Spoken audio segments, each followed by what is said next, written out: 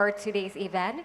We gather today not merely for an exhibition, but to celebrate and share vision, one in which collaboration, innovation, and mutual trust serve as the driving forces behind the advancement of the global halal economy. As Indonesia proudly assumes the D8 leaderships, this expo serves as a platform where government, industry, entrepreneurs, and the public come together to strengthen partnerships and create new opportunities for sustainable economic growth.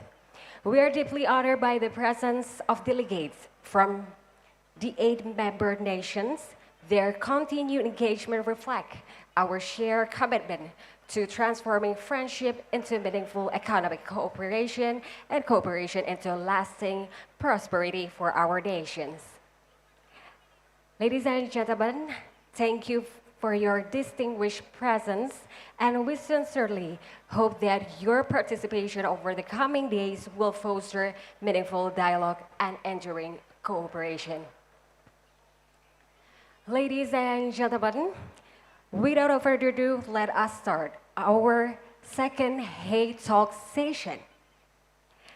Our topic for the second session of Hey Talk is driving the future of global halal trade and economy intra D8 lesson learned from Bangladesh, Malaysia, and Egypt. Ladies and gentlemen, without further ado, I would like to invite Professor Nur Hidayah, PhD, Head of CSED IDEF, as our moderator. Please, Prof, the stage is yours. Give a round of applause.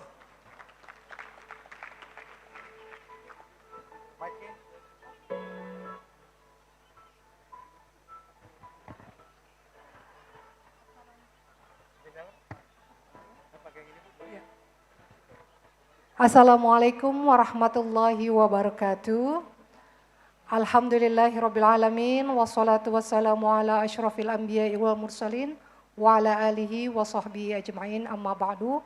Rabbi shrah li sadri wa yassir li amri wahlul 'uqdatam min lisani yafqahu qawli. First of all, appreciate for all of you for coming to the Halal Expo Indonesia 2026 talks. And then as MC has already told me that the theme for this afternoon session is driving the future of halal trade and economy intra-developing aid, lesson from Bangladesh, Malaysia, and Egypt. As we know that Indonesia has leadership for the developing aid for 2026 and 2027, and developing aid is actually the platform that try to connect all the eight countries in order to promote the cooperations, investment, and also economic cooperation among the eight in order to, because all the eight countries are majority Muslim countries, so of course halal become the mainstream and also the unite themes among the eight countries. And also, as we know that halal has become the global demand and even become the halal lifestyle across the globe, and this is also the opportunity for the eight countries in the eight developing aid in order to take this opportunity and also try to overcome all the challenges in order to promote halal as the global brand, and also how to promote the uniqueness of the Muslim halal economy and also finance in order to contribute for the global economy. And then in this session, we have three distinguished speakers. The first one, let's welcome Mr. Muhammad Riyad Alit, the President of Indonesia Bangladesh Chambers of Commerce and Industry. Please give applause for him. Thank you. Yeah. And then the second one, we have Mr.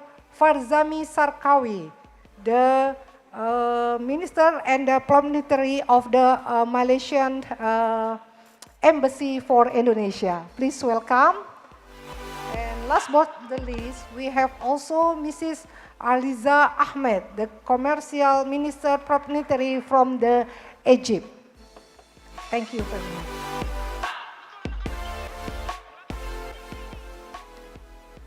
Yeah. Thank you for all the speakers. And we have 90 minutes for the discussion. And then for the first sessions, we will have Mr. Muhammad Riyad Ali, yeah, as the President of Indonesia Bangladesh Chambers of Commerce and Industry, to give a speech for around 15 minutes. And then after that, we'll continue with Mr. Farzami and Mrs. Azhar for each 15 minutes, and then continue with the discussion. Please, floor is yours, Mr. Muhammad Riyad Ali. Assalamu alaikum. Bismillahirrahmanirrahim. Good afternoon, distinguished guests, ladies and gentlemen, and all diplomats, press and media, whoever coming from different countries. I see some of the people from my country also, and many other nations are here. Welcome to Indonesia.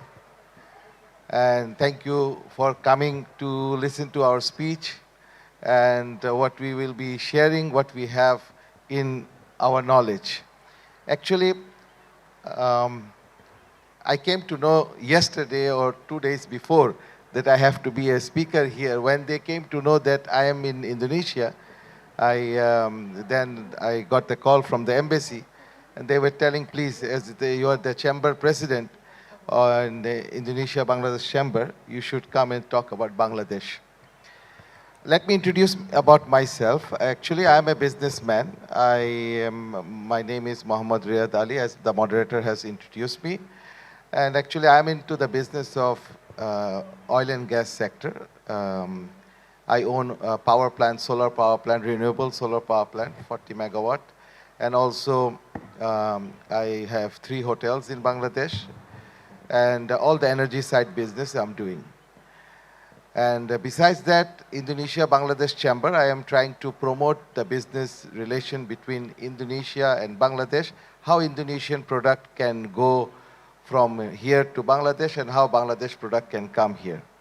The reason behind me coming here for D8 Halal Expo is to learn from Indonesia and Malaysia and other D8 countries, how I brought 50 Bangladeshi entrepreneurs this time, that they can come here and know from Malaysia how they are doing halal business from the Malaysians booth. I saw a Malaysian tourism booth is there. And also all the Indonesian companies who are representing here, how they are doing business. The thing is, Bangladesh is 4th largest Muslim country, I think you all know, and it is one of the fastest growing economy, and we have around 170 million people. And in our 170 million people, we have our young generation, more than 68% is young generation. And all of them are really very much serious about halal product, halal thing, and how halal way they can live their life. Before, people used to think in Bangladesh that halal is only food.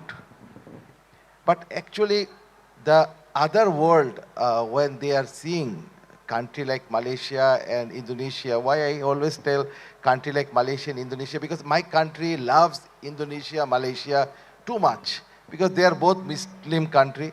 Whenever they want, after Makkah and Medina, they will always go to Malaysia and Indonesia, these 2 countries, just to, as Muslim friendly country, just to be there and know more about culture. What now my young generation sees from 170 million, as I told, 68% is more than young generation. They see halal is not only food, halal way you can also live. Halal tourism is there. Then what is halal tourism? I ask someone, please tell me what is halal tourism. They say, sir, halal tourism is something, when anyone come before, they know the kitchen is separated from the bar, the room has a qibla mark, the room has a prayer mat, the room has a prayer room.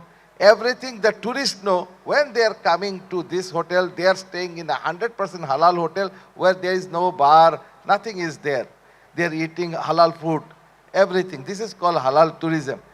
Before in my country, they never know that the halal tourism is there. They know Islamic banking is there, Sharia banking is there. Now halal banking also started after tourism in my country. How they came to know? They came to know through Indonesia and Malaysia, because they are the one who taught our country all these things. Country like Indonesia and Malaysia makes lot of seminars and programs where our people came and learned all these things. What I did from my side, because I'm traveling all around the world, so basically my life, I graduated from Hawaii Pacific University in USA, and then I did another degree in Richmond College in London. Then, and also I studied in Pakistan also. I have multi-degree, and my wife is from Egypt, as I was there in Egypt. And you understand, wallahi, wallahi, wallahi, Egyptian wallahi. But the saddest part is, I was crying that day when the Egypt lost. I will tell in the speech also, Egypt did very good, and it was not fair what FIFA did. If I have any speech anywhere, even I told Major Amdad, he's one of the best speaker in Bangladesh. In all the TV, you put his name, you will see all that TV channel he is speaking. But, oh, I'm sorry, I'm going from emotionally to other side from the, because why I'm telling my experience, because as my wife is Egyptian, I am too much familiar with Egypt. And my children speak Arabic, and I don't speak Arabic, And my nationality is Bangladeshi, but my children speak Arabic. Okay, regarding halal about my country, let me tell you some things which everyone should know about halal certification. About halal certification in Bangladesh actually started in 2022. Our halal certification started in 2022, and it is controlled by BSTI. BSTI is a very old institution where any certification comes from any product, they always do the, BSTI always give the certification. But for halal reason, they have been tagged with OIC and SMIIC. These two organizations, BSTI has collaborated with them in 2022 to give the halal certification. The reason why I'm telling about this to you all, because as I'm representing Bangladesh, if anyone wants to know what certification of halal Bangladesh is putting in their foods, then they are doing this halal certification. And as you know, Bangladesh is one of the founder of D8, which was established in 1997, and one of the founder member of D8. And whenever D8 anything comes, we are always there. Actually, nowadays D8 become now D9 as Azerbaijan has come. But if you still now Google search or ChatGPT search, you will see only 8 countries are coming. And what else, if you want to know about Bangladesh, I'm ready to always speak about Bangladesh. I've told you our certification. I've told you our 170 million people in our country. And we have been diversified in, textile. We are one of the largest textile industries in Bangladesh. What brands we don't make? We make starting from Zara to Marks & Spencer's to Hugo Boss, all the brands we are making. And also few industries also started making halal items. You can say, I ask, what is halal items? He say, whatever you make Punjabi. That's why today I wear a halal clothes of my country. It's a Punjabi, it is called. I could have wear suits. I can see the national clothes of Malaysia he's wearing here. In my country, any Muslim people you see, they will always wear halal clothes. This is our halal clothes. That's why I wear today Punjabi, not with suit and boot, formal. And Egyptian is typically, we can see the hijab is always there. But no, Egypt is totally different. Egypt has too many different culture. Yes, yes. And that's why I say that in my country there is also halal items also we are selling. As I told, the uniforms are there, factories are there only producing halal clothes, not any other clothes. Their materials are also coming from halal, raw materials are also halal coming and they're producing over there. And what else I can say? I've talked to you about the tourism, everything. Anything else is there, moderator? You can ask me. Talked about Bangladesh, quite everything. Yeah. I think we will pending the question later on. Okay. Okay, after Okay. all the speakers give their presentation. Okay. Okay, please give applause for Mr. Muhammad Riyad Alid for the presentations about a halal economy in Bangladesh, yeah, with the fastest growing halal economy in Bangladesh. With around 150 billion people, yeah, majority are Muslim, and there are a lot of products produced by Bangladesh within the halal products, and also talking about the halal certifications. And also last time I get a souvenir, and then this is Zara, and then there is sticker made in Bangladesh. So Bangladesh, yeah, very, very well known for the Muslim fashion. Now we come to the second speaker, Mr. Farzami Sarkawi from the Malaysian embassy. We'll also talk about how Malaysia become the leader in the halal economy. Please, 15 minutes for your time. Thank you. Thank you. Thank you, our moderator.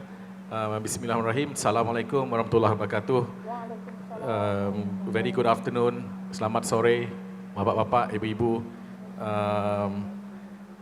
Firstly, Madam Azahra Ahmad, Minister Plenipotentiary, Embassy of the Arab Republic of Egypt. Yang saya hormati, yang saya kasihi, Bapak Riyad, President of Bangladesh Chamber of Commerce and Industry, our moderator, of course, Professor Ibu Nur Hidayah, Head of CSED INDEF,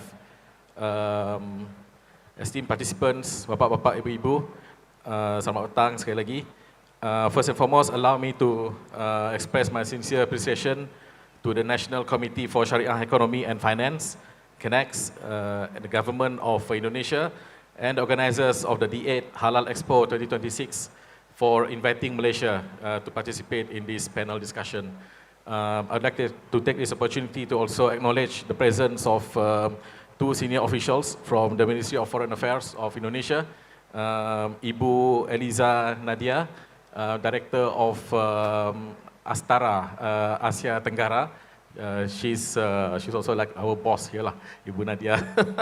Ibu Nadia, and also Pak Ari Aprianto, also from Kemlu. Thank you, Bapak, Ibu.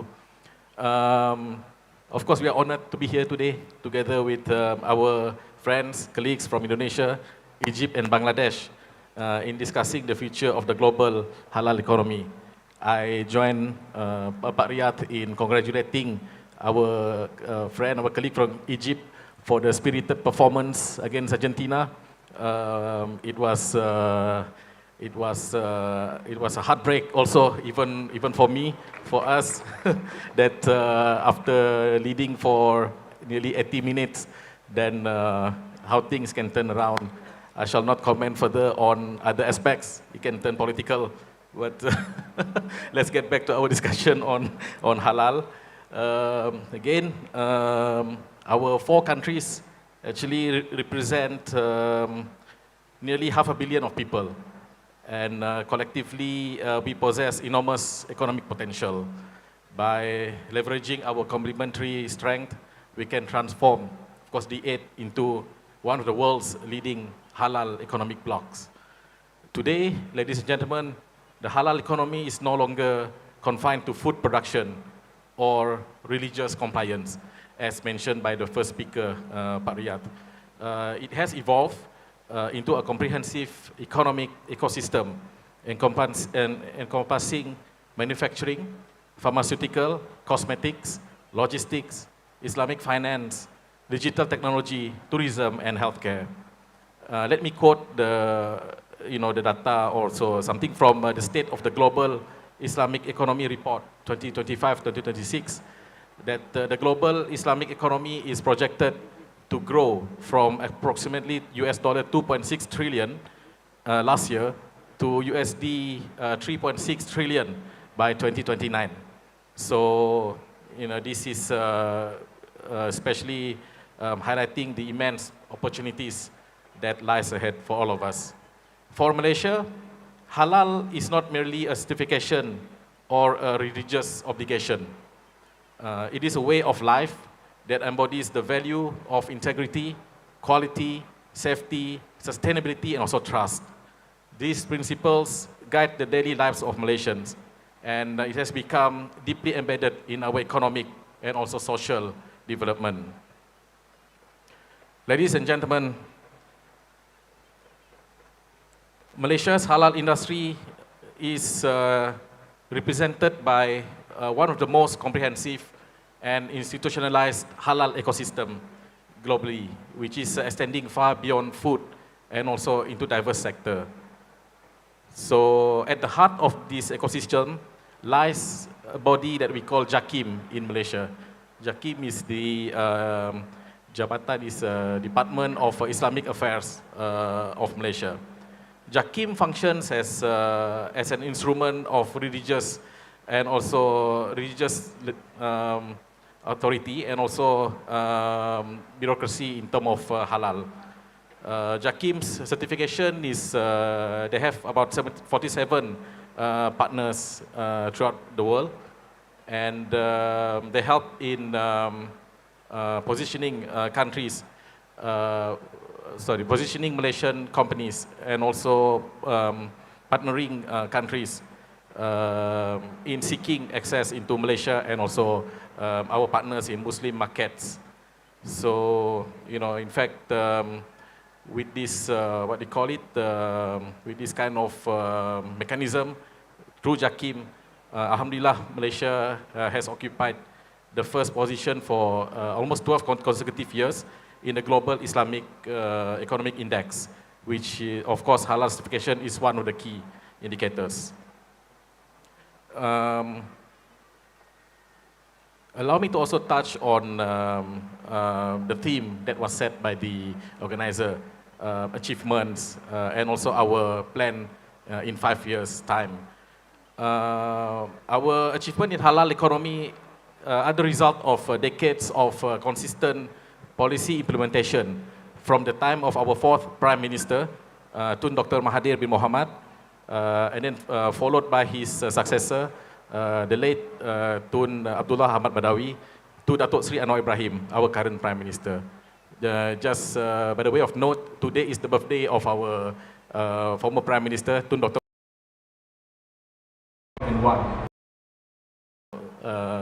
Years of anniversary, his birthday today. So he lived for long, alhamdulillah. Then he said that one of the reasons why he lived long, when asked by the reporters in the European Union, he said, I consume a lot of palm oil. So, rather than viewing halal certification as merely regulatory requirement, again, I wish to emphasize that Malaysia has developed a comprehensive halal ecosystem covering certification, manufacturing, logistics, trade facilitation, investment promotion, research, and innovation. Our halal industry is supported through a whole of a government approach involving key agencies, including the Ministry of International Trade and Industry, also MITI, our agency for trade promotion, which is known as MATRADE, Halal Development Corporation, HDC, MIDA. MIDA is our investment promotion arm, which is bringing Malaysian foreign investment into the country. SME Corp Malaysia. SME Corp is something similar to UMKM in Indonesia, and also research institutions. Of course, they are also working together with JAKIM.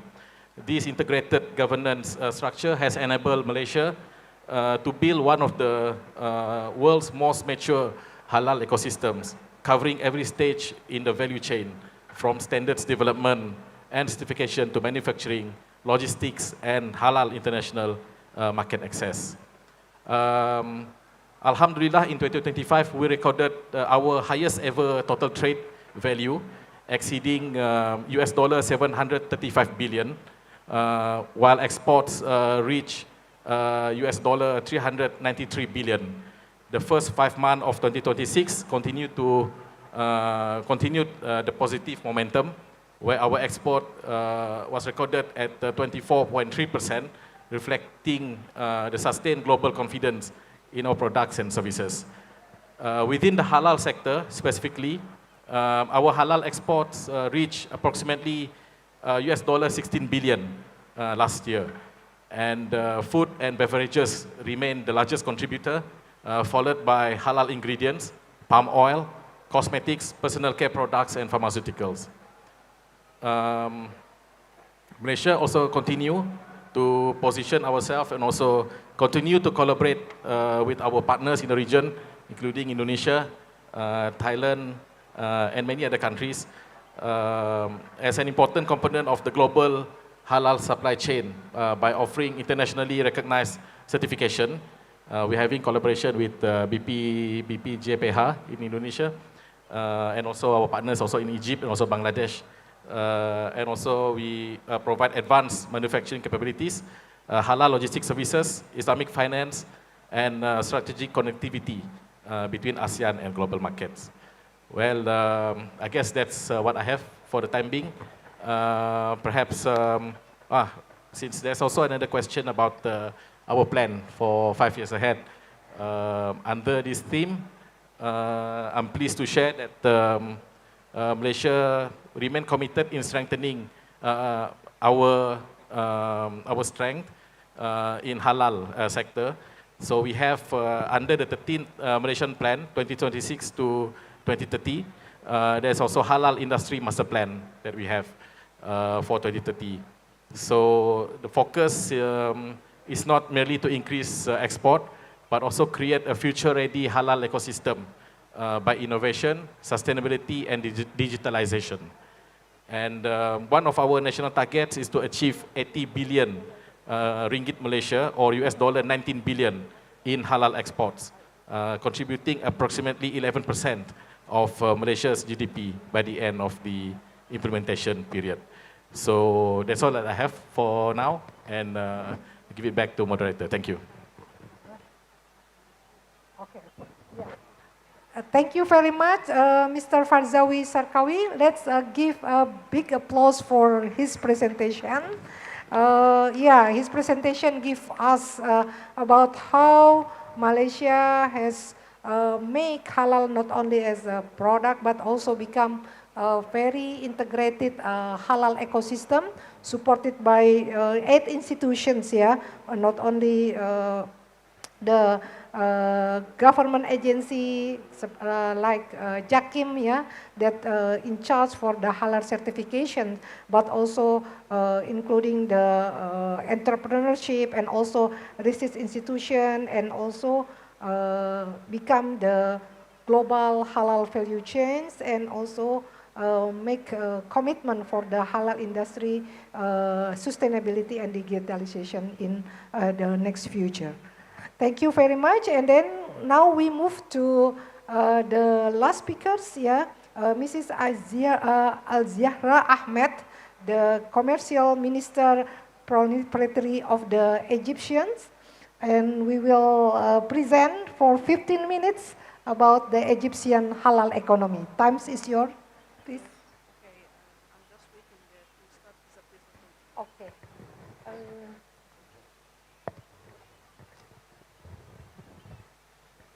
will be starting. Yeah. It's working.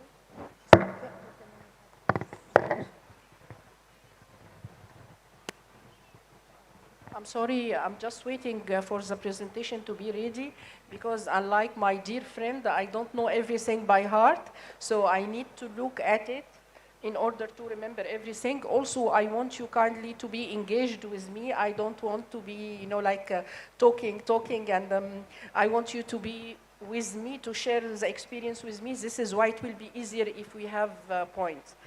First of all, before starting, I want to take this opportunity to thank the organizer of this event. Of course, when we talk about Islamic country, halal is the main corner of what we share as Muslim. And in this regard, I want to thank Madam Dr. Professor Hidayat and welcome my dear colleague, Mr. Frazman from the Embassy of Malaysia. It has been a pleasure talking to you. And also my dear brother-in-law from Bengal, because he's married to an Egyptian, so he's half Egyptian now. So I welcome everybody. Now, without any due further delay, I will start with halal economy in Egypt, okay? Kindly, somebody will help in changing. Yes, please. Next slide. Yes, okay.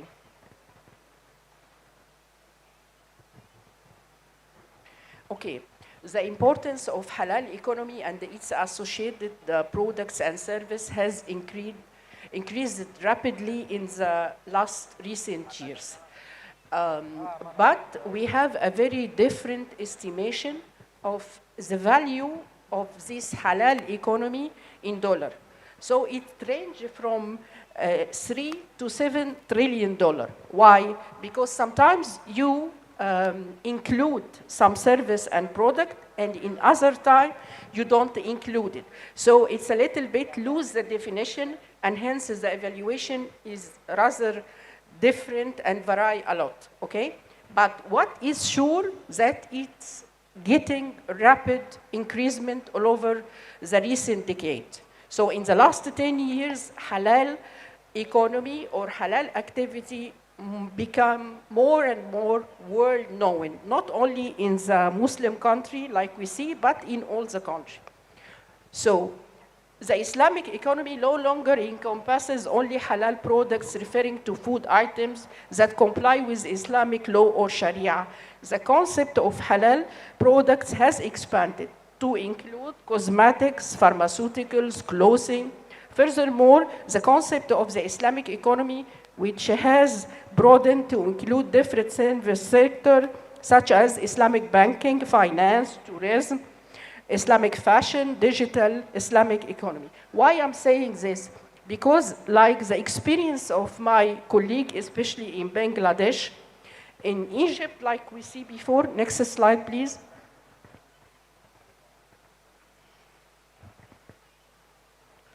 Yes, this is again what I have been saying, halal food and beverage, and this is nearly the biggest part of halal economy.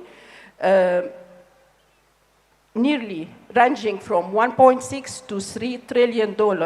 This is supposed to be the $1 trillion by in 10 years is coming, by 2035. Islamic finance, there is no accurate evaluation for it, yet its value in $1 trillion. The modest fashion, we all know about it, it's approximately 300 billion annually. Cosmetic and pharmaceuticals is evaluated by 10 billion. And then you have, of course, halal tourism. There is no specific evaluation, but it's ranged also with 100 billion. Okay, next one. Okay. What is the things that drive or the reasons that makes halal economy become more and more expanding or increasing? Two things. First of all, the growing Muslim population. we have a very growing Muslim population, like my colleague says, nearly from 1/5 to 1/4 of the total population of the world. This is ranging, it's over 2 billion people. Second, it's no longer only the Muslim consumer who are interested in halal. Many non-Muslim are interested in halal. Why? Because of different reasons. Maybe strict health standard, food safety, the ethical supply chain. Please, next. Okay, here is Indonesia. You are on the top. So you should be very proud of your country because you capitalize on your position as the world's largest Muslim population. And you want to increase your share in the global market to be multi-billion dollar. Of course, we have our friend from Malaysia. So, and you are very distinguished in your criteria and the standard, like when you talk about Jakim. And you always have this international award for this kind of procedures. Even the non-OIC or the countries that not belonging to Organization of Islamic Country now become more and more interested in halal food. This is we can see in Japan, especially those vegetarian sectors. And of course, South Korea and China, they become interested to be a producer because now there is a new demand in other countries. In Europe, it's still limited, but they like to try it because of ethical and health standard. Exactly. Thank you. The next one, please. Okay. I will go speedily about that in order not to burden you with details. But this one I want to say, the general situation of Egypt. Egypt has known Islam since nearly 1,500 years. Actually, since 20 Hijri, Egypt became a Muslim country. So we already know about halal since ever, okay? The question was like in the case of Bangladesh, next one please, we don't recognize halal as an economy. We were focusing especially on halal food, especially when it comes to meat and poultry. So for us, everything is halal except when it has pork or alcohol. So all the food, this is our formal culture. You don't need to put halal, but you have to eat halal in practice by evading anything that wasn't Islamically slaughtered, okay? But the plants, everything, the normal food, it's by definition halal unless stated otherwise. So what is the key achievement, okay, to capture on the main theme, what is the achievement that has already happened and what is the future plan? The key achievement is centralized certification authority. Before, we didn't have one body to certify halal. Of course, it was needed for meat, but you don't have a special one. The Organization for Standard were the one who are concerned with it. Now, since a few years, we established ISEG Halal, who was the only body that is recognized globally for halal labeling, whether you imported or exported. Now, ISEG Halal was changed to Halal al-Qahira. It's mean Halal Cairo, exactly, okay? We try to raise the awareness of our people and our producer about the importance of halal economy. How? Through different things. One of them is export-driven manufacture. So we have a food council in Egypt. They try to raise the awareness of its member, the producer, by doing this kind of training or seminar to raise the awareness about how to ensure halal procedures in order to be able to enter in the global market that are interested in this new halal version. Supply chain logistics. This is not only for halal, but we are trying as a part of modernizing our supply chain to modernize the thing from the raw material till downstreaming till the retail. So we try to do like automated grain silos in order to reduce the waste and stuff like this. And all this should be with higher health and then more near to halal criteria. Regulatory flexibility. Okay, although we try to be strict and tighten the regulation for halal, yet because of our needs, sometimes we are more flexible, like when it comes to dairy products, not meat, but only milk and its product, okay? Regional hub potential. Of course, we took advantage of our place and our strategic position and the Suez Canal in order to work as a hub for the regional halal product. Okay. Yes, advantage and opportunities, like I said, robust export capabilities, especially in the sector of food and beverage. We have thousands of companies working, but not all of them are aware of halal. They produce halal, but they don't take the necessary procedures to have the certificate. So now we try to introduce them so that they will have a better access to the market, especially in the Middle East and North Africa, what we call MENA, which is our neighboring country. Centralized regulation, like I said, now we have a sole organization, which is Halal Cairo, and we try to be more regulated through its sole, so that means less discrepancy and differences between the bodies that authorize halal and more trust to the consumer who demands these products. Ethical health appeal, this is the same thing like I say. In Quran, we have in Surah Al-Baqarah, Bismillah ar-Rahman ar-Rahim, Ya ayyuha nas كلوا مما في الأرض حلالا طيبا ولا تتبعوا خطوات الشيطان إنه لكم عدو مبين. So halal طيب mean by definition, if it's halal, it's a good. So the more Muslim apply to being halal, slaughtering in the ways that Sharia told us, the more clean, the more you become nearer to God, the less you will have this kind of disease that you only hear about it when things are not halal. Okay? Next one, please.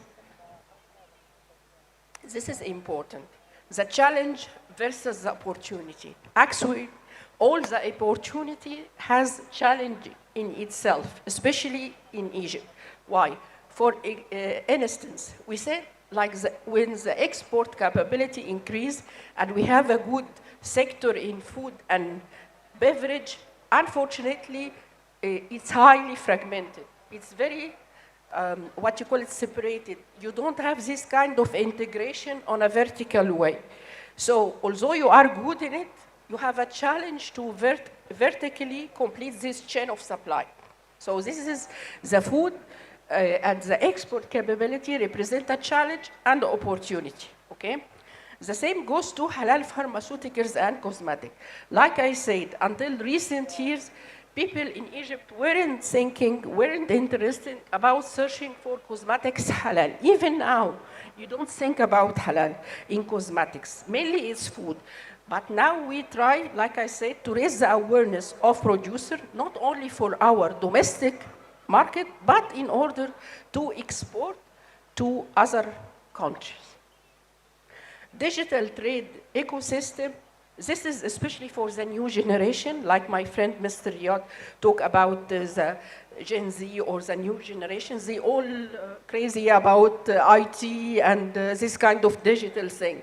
Of course, digital can help a lot in the traceability and the trustworthy of producing the halal economy. Okay, and also can help in marketing for this product. Okay, next, please. I think we already covered this more or less, so please, again. Yes. What we, in our policies or strategy, focus on when it comes to halal economy, we focus on nearly 5 areas. The one is the digital integration and centralized portal, like we said, because they have traceability and they can be easier to reach, and then to make sure the conformity of the procedures needed to have halal because of this traceability. Also, we try to increase our halal capabilities by doing this kind of mutual recognition agreement between Halal Cairo, our authorized halal authority, and the other similar authorities like this PHGP, the authority here that is concerned with assurance of halal, and like Jakim in Malaysia. We are trying to have this kind of mutual recognition so that if it's halal in Egypt, then I can enter your country and vice versa to facilitate the products of halal. Next, please. Tired and fast track audit scheme, has to do with the conformity also, and has to do with the procedures and how to trace it to make sure that it's strict. Another thing that also we share it with my dear colleague in Malaysia is the importance of small and medium-sized companies. Why? Because the awareness with the medium and small-sized countries are not so high. And we want to encourage them so that they have more awareness and then might be able to enter the global market. By themselves, they don't know about it. So we try to simplify how they can declare that their products are halal. And we try to government support them in what we call group certification. Like for several companies working in certain place, they can facilitate applying because left to themselves, they don't have the enough abilities or financial capabilities to do it separately. So we try for them to be more conformant through this kind of group certification. Localization of halal testing laboratory, has to do again with this mutual recognition because you can't mutually recognize it's halal without having the right step, including the testing of laboratory, especially for some ingredients when it comes to meat and others. Okay, next, please. Thank you. Thank you so much for your help. Thank you. Thank you for listening. Thank you very much, Mr. Arya. Yeah, we have already learned much from Egypt that also try to capture the opportunity for global halal product demands, and also there is actually some share experience with Indonesia, like the simplified MSE self-declaration framework. We in Indonesia we also have the similar mechanism to facilitate our halal MSME to get the halal certifications. Okay, now we come to the discussion session, question and answer. So maybe for the first session of the discussion, we will open for 3 questions. Anybody would like to open the ask question to our 3 distinguished speakers? And please state your name and your institution and convey your question in a brief statement, please. Okay, 1, and from this side, is there anyone would like to ask question? Okay, please we will give the first opportunity to you.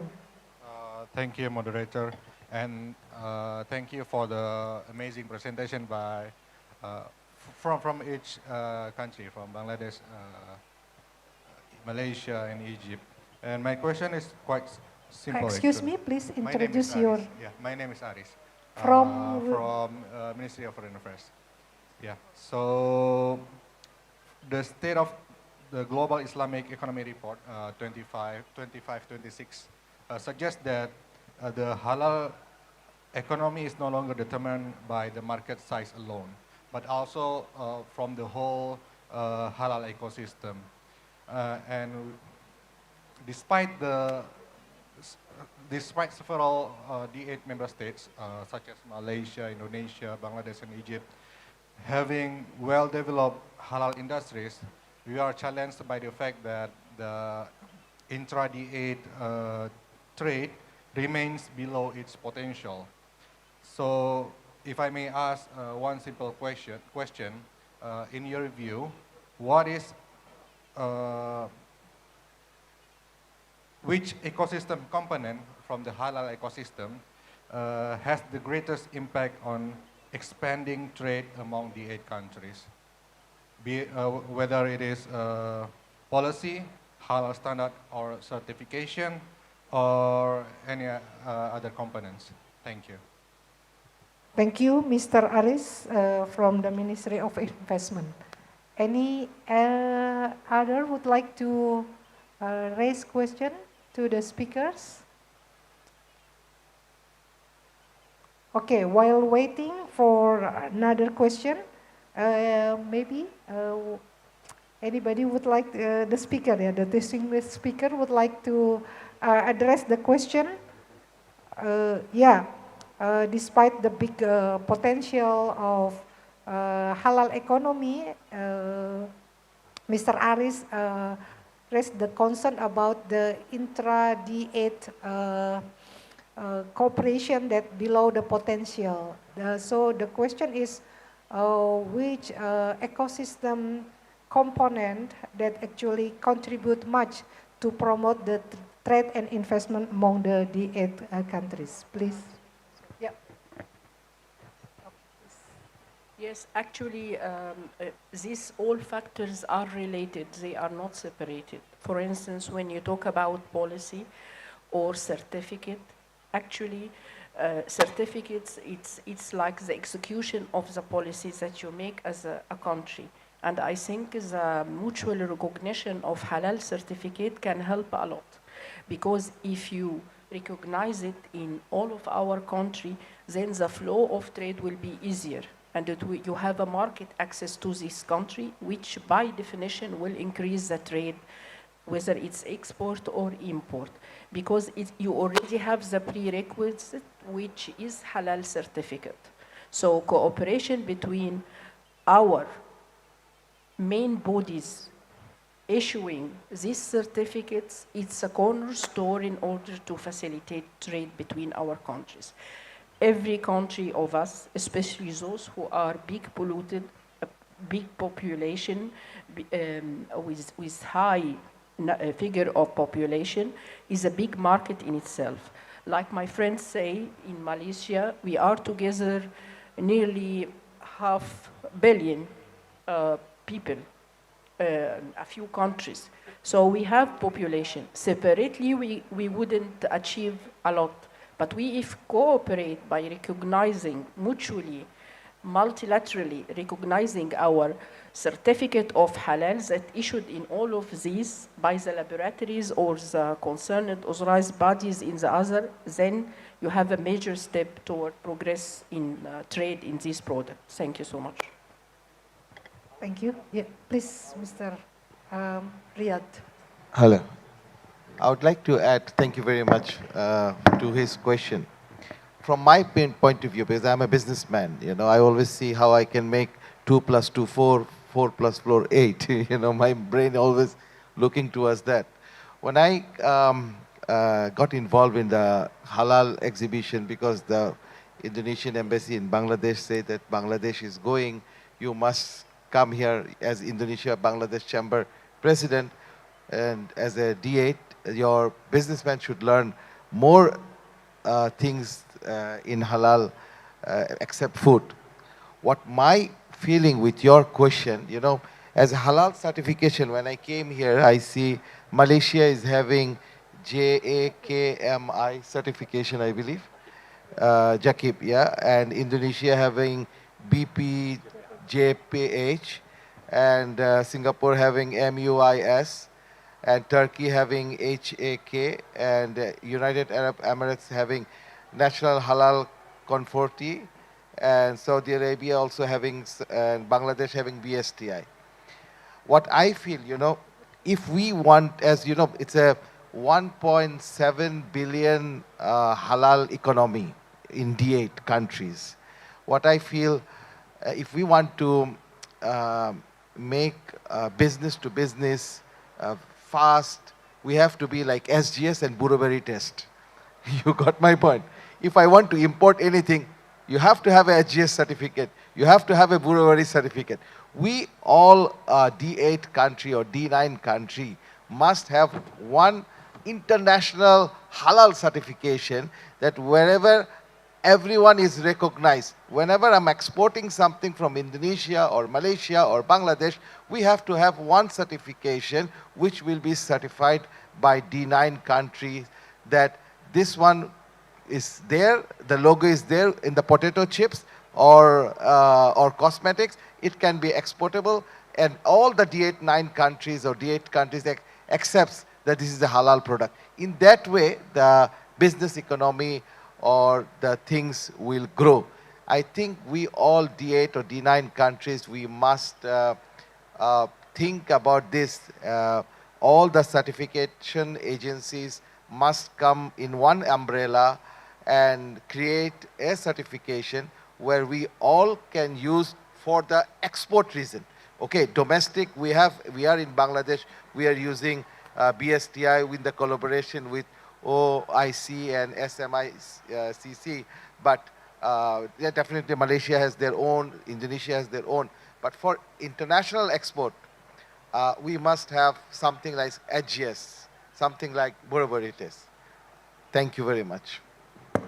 Thank you very much. Next, please, Mr. Sarkawi. Thank you, Pak Riyad and Ibu Hazara.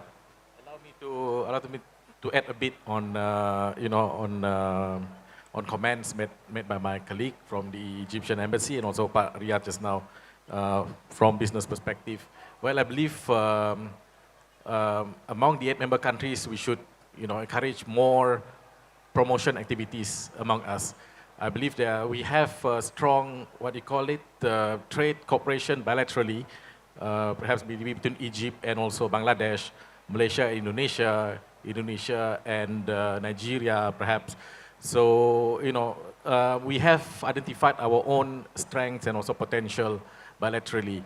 But, you know, when we look at the current geopolitical situation, what happened in, you know, between Iran and also, you know, US and also Israel, how the disruption can happen. And if you look at, you know, the Indonesian, you know, the government policy of Indonesia, also for Malaysia, for all our countries, we are, you know, in our work plan, all of us focus on food security, supply chain guarantee. So I believe that we should be more active in collaborating among not only government, but the most importantly is private sector of the 2 countries. Of course, government can come in, we can support our, what do you call it, businesses, SME, perhaps to participate in various international expo, maybe the one like hosted by Indonesia today, 48, and also expo that hosted by our friends in Egypt. Government can come in by setting up a pavilion, but in the end, it's up to the, what do you call it, the private sector, whether they want to participate or, you know, they're looking at certain business interests. But I believe there are lots of potential, again, among the 8 member countries, as we are, you know, not the 8, the 9 now, as you mentioned, Azerbaijan, and we are stronger if we collaborate with each other. And the current situation also, warrants such a consideration. Thank you. Thank you, Mr. Sarkawi, for the answers. Anybody would like to raise question to our distinguished speakers? Yes, please. Introduce your name and your institutions, please, before that. Assalamualaikum warahmatullahi wabarakatuh. My name is Diva. I'm from National Committee for Islamic and Economic Finance. Actually, my question is for our distinguished speaker from Malaysia. Malaysia has consistently maintained a strong position in the State of the Global Islamic Economy report across multiple sectors. In your view, what are the key factors or strategies behind Malaysia's sustained success? And what lesson can other countries such as Indonesia, including Indonesia, learn from Malaysia's experience? Thank you. Thank you, Ibu, for the question. Of course, I can say, if I can offer my view, not only as a government officer, from the embassy, but allow me to also share my view as a civilian, as a normal, as a Malaysian. You know, I live when during this period of transformation, when in 1997 JAKIM was established, and of course after that Halal Development Corporation in 2006. It's a journey. We consider it as our national project. It's not only, say, you know, the government initiative, but actually the ecosystem itself has already existed when our former Prime Minister Tun Dr.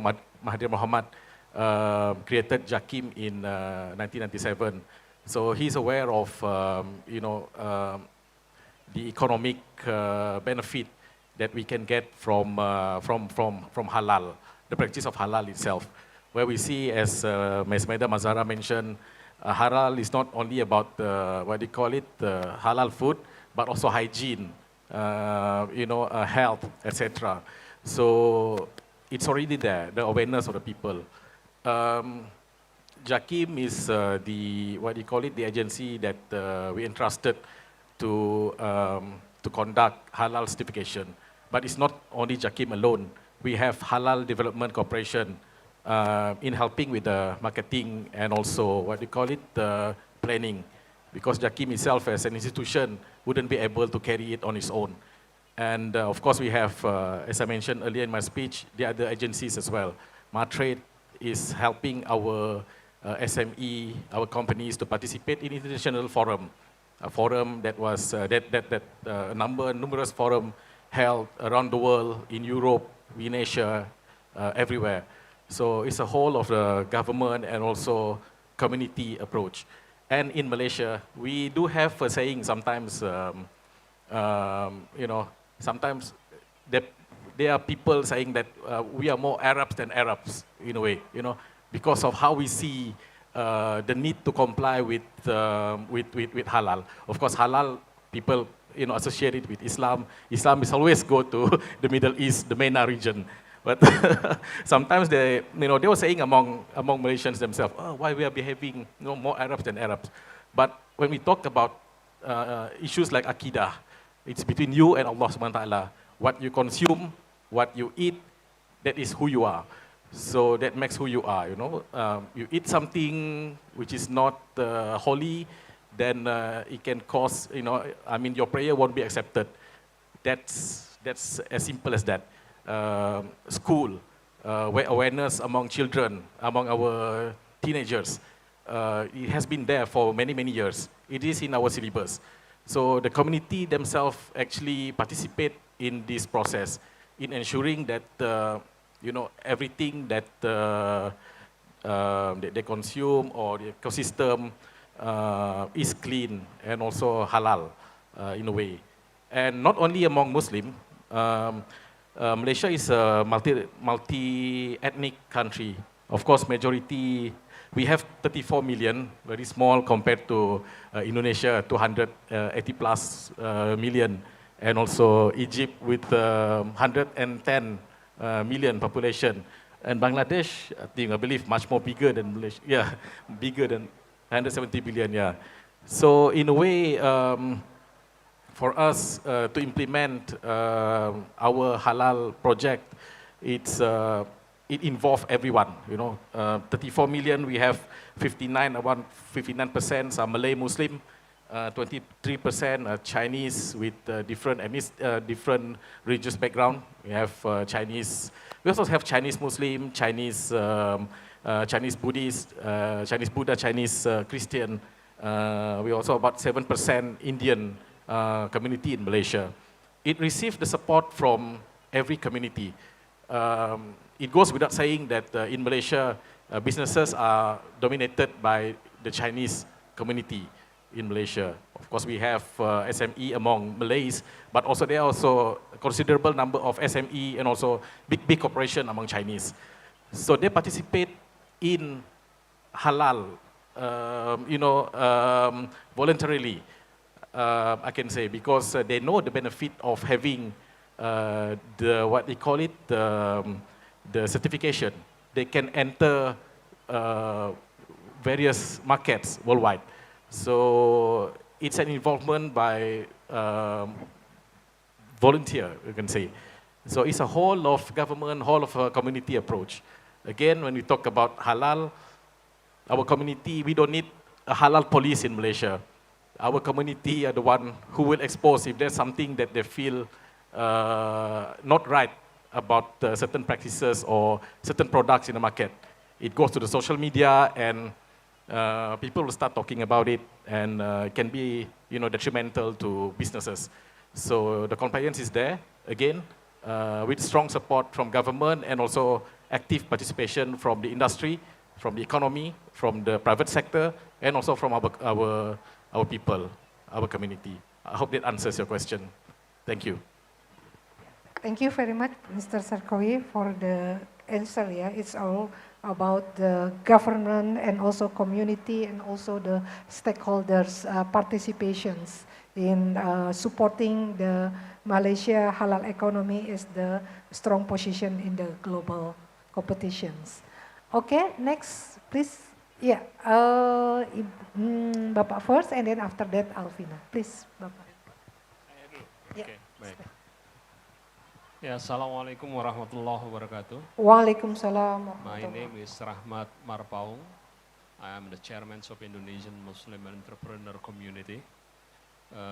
Nice to meet you again, Mr. Riyad Ali.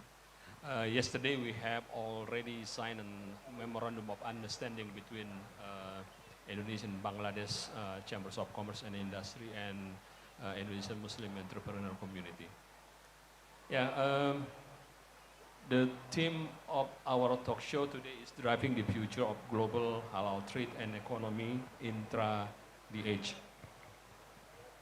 What I believe that for our Muslim, as a Muslim, halal is not a competitive advantage. It is a prerequisite. It is a must. We should follow halal because we, try to obey our religion. So today there are so many management buzzwords, according to halal. But we do believe that halal must be not only about certification. Halal and Toib. Toib meaning all the management buzzword now calling it hygiene, sustainability, and some others. So moving forward, I just want to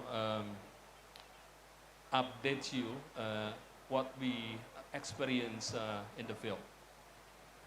Mutual recognition agreement between Malaysia and Indonesia has been signed quite sometimes. And thank you for Malaysia. Now Indonesian products can directly go from the seaport, Port Klang, to the shopping mall. So there are no more audits required to get our products going directly to the shopping mall. Thank you. But it cannot happen in the DH country as well. So this is that I think in the future we should think about this. We should to go, together and then how to find a way that we have the same standard among the DH country and try to ease yeah, our entrepreneurs to trade each other. Again, there should be an agreeable standards among us. Um, Not only about halal, but how we can apply like interoperable standard among us.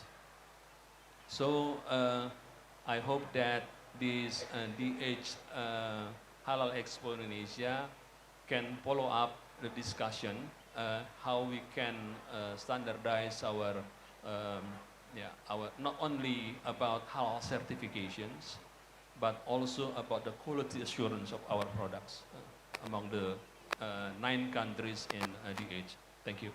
Thank you very much. Next, Mbak Alvina.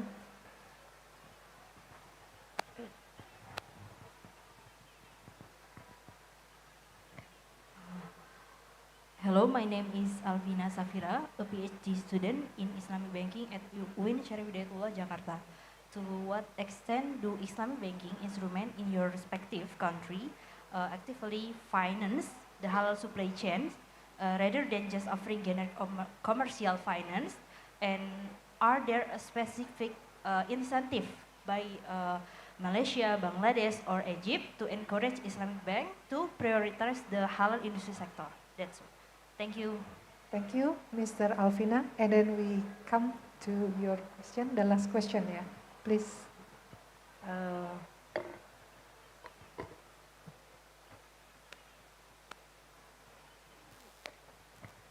Hi, my name is Najmi. I'm from the Malaysia Trade Corporation here.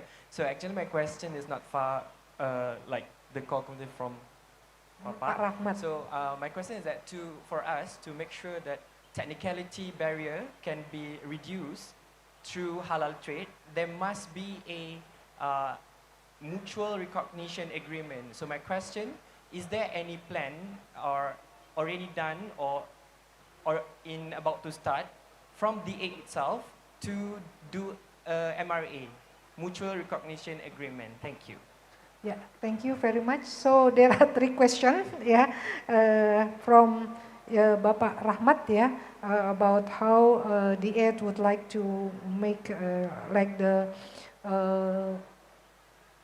mutual recognition agreements.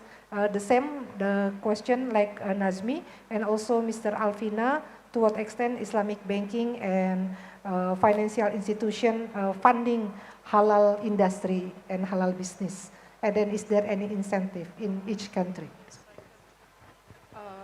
I will answer the question very briefly because the situation doesn't require so many talk for the young lady who is a student. Actually, Islamic banking is not what you call it very prevailed in the Islamic non-Arabic countries, including Indonesia. What I knew, and I am still new here, so please me correct if I'm wrong, that you don't have Islamic banking in Indonesia. Do you have Islamic banking in Indonesia? Okay, I never see any Islamic banking sign, but I arrived only maybe 10 days ago. Sharia? Sharia banking, I think so. Sharia banking. What is the percentage of Sharia banking in the financial system in Indonesia? 8%. Very well. So this is good. But from 7 to 8 market share, this is mean like from 92 or 93% are not Islamic banking. So exactly when we talk about financial is still very immature in many Islamic countries.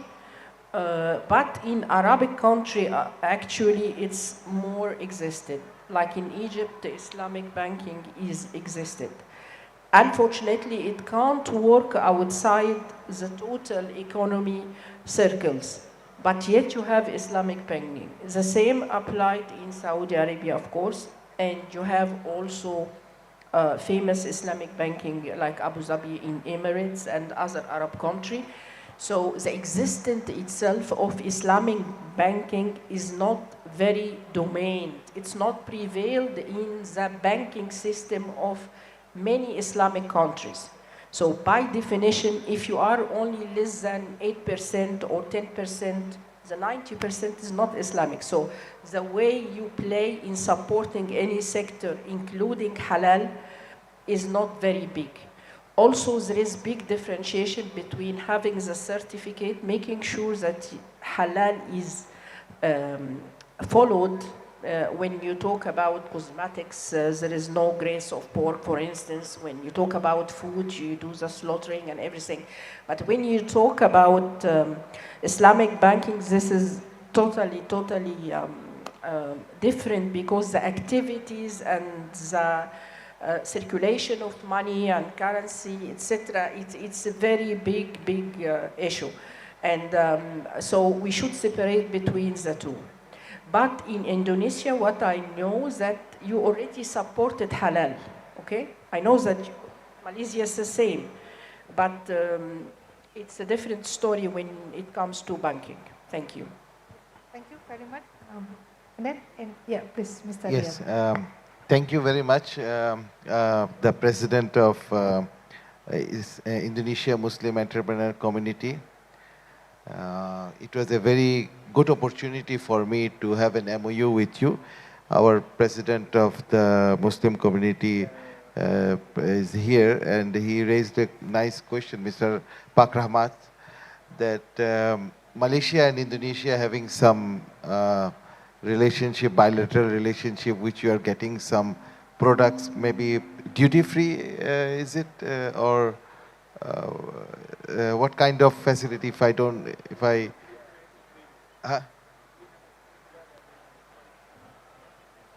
Okay. I'm giving you the mic, please, if you don't... Yeah, among the ASEAN countries, we have a free trade agreement signed, I think, 2016. Is it for the only ASEAN country or for the D8? No. All ASEAN countries. All ASEAN countries, okay. ASEAN. Now it's good to... There will be no import duty and, yeah. But is it not for specifically halal? For halal, D8 country or halal country, no? So the transfer of products, the transfer of services, the transfer of investment, yeah. Oh, that is the ASEAN cooperation, yeah, okay. Now I thought if there is a facility for D8 countries, then maybe I can also approach through my commerce ministry or Egyptian commerce ministry. We all D8 country, like the certification I was telling, we can have a cooperation agreement for halal product to have some facility, some duty reduce or something to improve the business together. But one thing I came to know, in my country, we never had Muslim association business community. But I met the president and we had an MOU with them that all the businessmen, Muslim and also some non-Muslim also there, he was mentioning, he promoted as a halal Muslim businessman. And regarding business, suddenly you mentioned about slaughtering. We missed about slaughtering subject to discuss with three of us. Slaughtering has become a big issue now, more than us to the European side, Australian side, and especially all around the world, more than Muslim people. The European people take, okay, please give me halal meat. They sell it at a premium price in the Europe. Even in Australia, they are exporting halal meat in a premium price. They consider that they are cut in such a way, the blood is gone in such a way that they are eating properly the halal food, the meat especially, which we forgot to mention in the talk show today. We were discussing about this because slaughtering is one of the most, actually how halal concept came suddenly. when we started in Islam to cut in our Eid al-Adha time, the cutting time, we always say, please cut halal way. Don't eat the chicken without halal way. Don't eat the goat cutting in halal way. That is the main thing. The halal subject started, you know, in our. That when my children ask, Papa, why we cannot cut? It's like this. Oh no, you have to cut in a halal way. Then the halal begin. Then it transformed to cosmetics, to tourism, to everywhere. Now, regarding in Europe, in Korea, and internationally, lot of places, due to this, um, especially raw materials are also coming from halal way. That's why they are also exporting halal product from this non-Muslim country more than Muslim country. If you see around the world, China, Korea are one of the most majority exporter. I know Malaysia, Indonesia also have lot of product exporting to everywhere in the world because they are Muslim country. I'm talking about non-Muslim country. Even the meats also, Korean like to eat now halal beef barbecue more than normal beef nowadays I see. Regarding banking sector, the student, what I have told, in my concept, I understand halal banking is no need to take loan. You, you have your own money, you spend like this. Halal, that is a halal way. Simple way, you know, from my concept. Yeah, every way of banking is a business. I cannot say that it is halal or not halal. But if you ask me as a Muslim, I will say I have not seen in the centuries before in our Rasulullah Sallam time, there was a bank or anything. Thus, everyone used to work hard. They used to have their own money. They used to spend. Or you help, zakah. Yeah, zakah, makaf, yeah. This is my concept. Thank you very much. Please use this.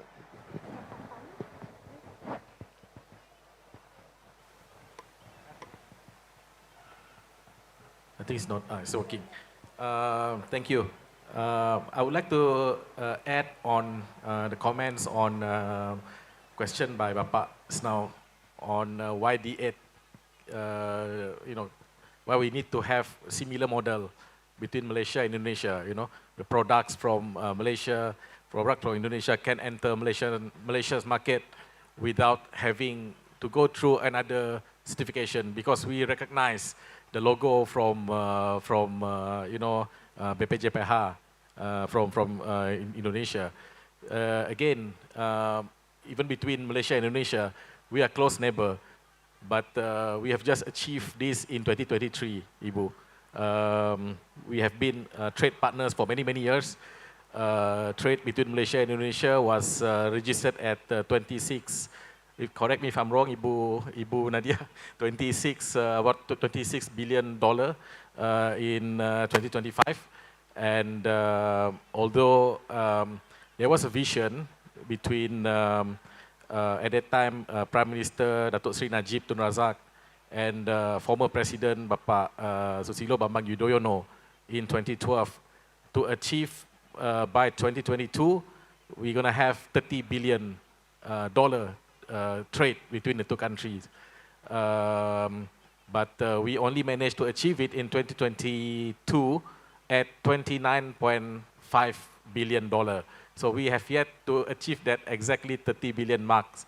Of course, we work closely together with each other. And halal, of course, the gateway for halal products is very important. That's why we're having a memorandum of cooperation on halal with Indonesia. Again, it was a long journey for Malaysia and Indonesia to achieve this kind of agreement. So I believe if we want to do it among the 8 member countries, we must have an open and also, what do you call it, heart-to-heart discussion. Because there are many parties involved in the process.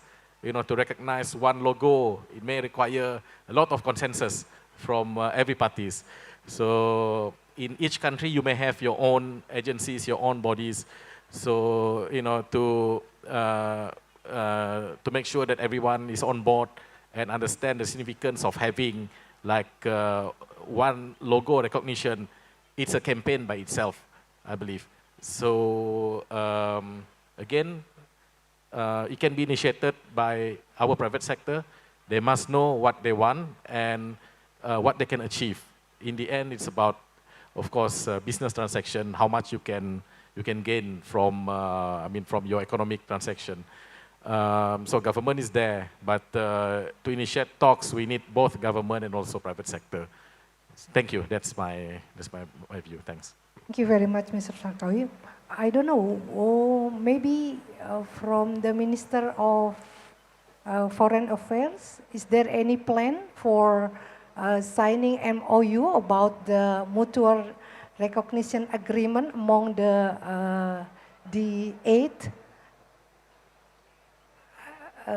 Yeah, because I think this is also all the participants concerned about this, and I think this is the opportunity while Indonesia held the position of the chairman.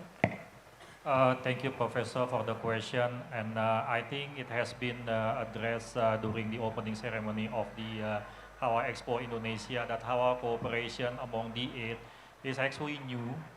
This is just the first time for the eight members to convene the eight Halal Expo. So based on this development, actually, as far as discussion goes among the eight members, MRAs, Halal MRAs at this stage is considered as bilateral matters between the eight members. So unfortunately, there is no plan, there has been no discussion of MRAs among all the eight members. Thank you, Professor. Thank you very much.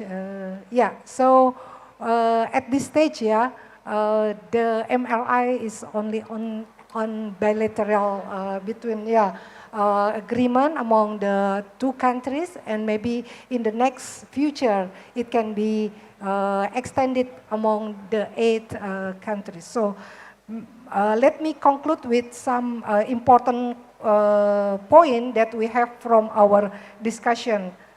Point one is the eight countries need to position themselves as global halal economy leaders, not only as consumer, but also as producer, innovator, and exporter. And then the second one, the eight countries should strengthen the eight halal trade through greater economic integrations. And also, the eight countries need to build an integrated halal value chains, and access to Islamic finance must become a strategic enabler of halal industry development. And also, the eight countries should invest in innovation, digital transformation, and global branding. And lastly, the eight corporations should promote halal as a universally value-based economy. Let me close this session with pantun. Pergi ke pasar membeli kurma, kurma manis dibawa ke kota. Halal bukan sekedar nama, ia membawa nilai etika dan keberkahan dunia akhirat. Billahi taufiq walhidayah, walafu minkum, wassalamualaikum warahmatullahi wabarakatuh.